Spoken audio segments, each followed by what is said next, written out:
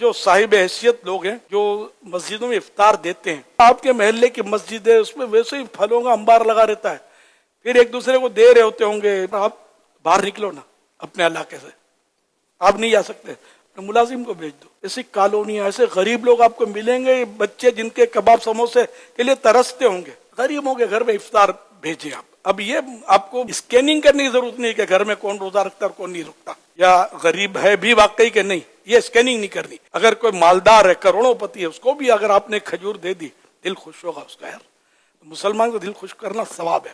تو آپ ان گھروں میں آپ انتخاب کریں، رشتہ دار کو سب سے پہلے دیں، یہ افضل ہے. پڑوسی، ان کے بھی حقوق زیادہ ہیں عام لوگوں کے مقابلے میں، پڑوس میں دیکھیں. پھر باہر نکلیں کالونیوں میں، غریب آبادیوں میں، کہ جہاں بیچارے ڈیلی ویجز پر کما رہے ہوتے ہیں، روز کا کمانا، روز کا کھانا. اتنا بجٹ بنائیں کہ اس رمضان میں مثال کے طور پر 1,12,000 روپے کی افطاری بانٹوں گا. یہ زکوٰۃ میں نہیں ہے، زکوٰۃ فطرہ نہیں، بالکل صاف پیسہ اس کا دیں. 1,12,000 تو میں نے کہا 12 لاکھ کا کریں. اچھا رمضان کے 30 دن 30 لاکھ کا بجٹ بنا ہے. اچھا بہت 30,000 کا بنا لیں، 100 یعنی 3,000 کا بجٹ بنا لیں کہ 100 روپے کی افطاری بھیجوں گا. اپنی حیثیت کے مطابق آپ جتنا دو گے انشاءاللہ آپ کو بڑھے گا. دیکھنا غریبوں کے دل کی دعائیں نکلیں گی، بچوں کے دلوں کی دعائیں نکلیں گی کہ آج ہمارے پاس بھی یہ آیا، آپ کے پاس کیا آیا تو ہمارے پاس یہ آیا. ایسے خوش ہوں گے، آپ کو دعائیں دیں گے انشاءاللہ. سادات کرام، نیک بندے، بعد خطیب امام ہوتے ہیں، یہ میں بولتا ہوں، صحیح بولتا ہوں، یہ سفید پوش ہوتے ہیں، ان کی اتنی آمدنیاں نہیں ہوتی، ان کے گھروں میں دیں آپ.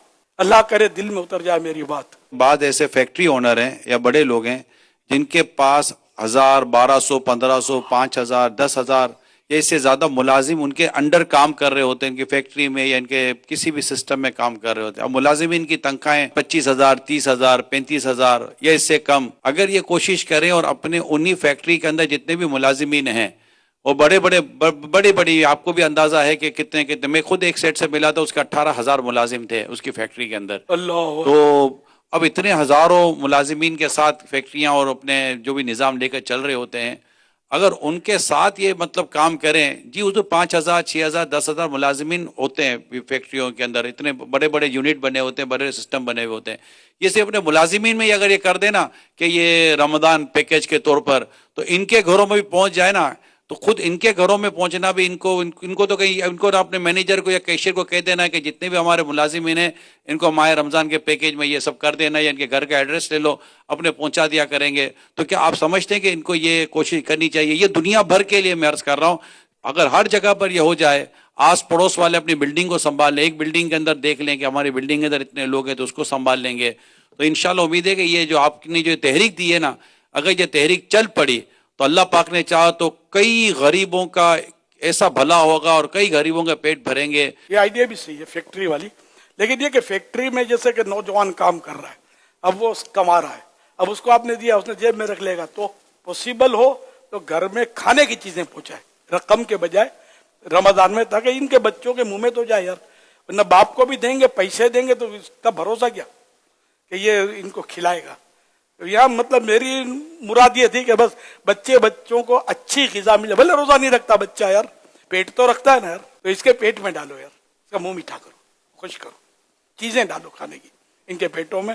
انشاءاللہ میٹھا پھل آپ کھائیں گے، جنت میں ایسی نعمتیں کھائیں گے آقا کے پڑوس میں کہ انشاءاللہ آپ کو یوں ہوگا کہ سارا لٹا دیتا میں، اور نعمتیں یہاں ملتی. مجھے پہلا اعلان بھیجا ہے کہ میں 1,200 میرا اسٹاف ہے، اور 1,200 کے فیملیز کے اندر جو ہے نا، میں یہ امیل سنت جو ارشاد فرمایا ہے، ان کے گھروں پہ انشاءاللہ یہ سارا اہتمام میں کروں گا.